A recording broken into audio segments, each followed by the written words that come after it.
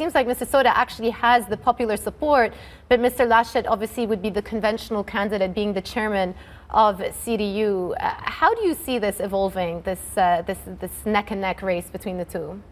Yeah, I think that's exactly right. So it's basically this balancing act that these two parties, that are separate parties but belong together, CDU and CSU, that they're facing over the coming days.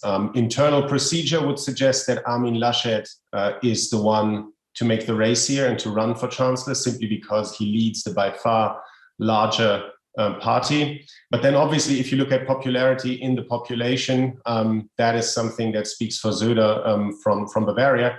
And I think what adds to that situation is, for the first time in years, this sense on the center right in CDU and CSU that there is a real challenge coming from the Greens. So I think the question of popularity among voters is even more important now than it may have been, 4 years ago, 8 years ago. So do you think there is actually going to be a real implication on whoever is selected on what happens in September come the German federal elections, that it could be a big determinant of how CDU and CSU actually do?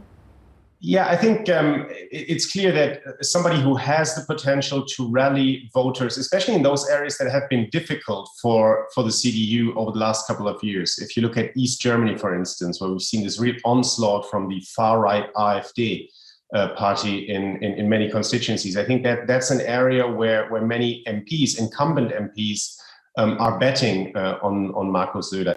At the same time, I think the reality of German politics is that it is, in the end, all about consensus, and that probably individual elections are not that important after all. And that would probably speak for going for Armin Laschet.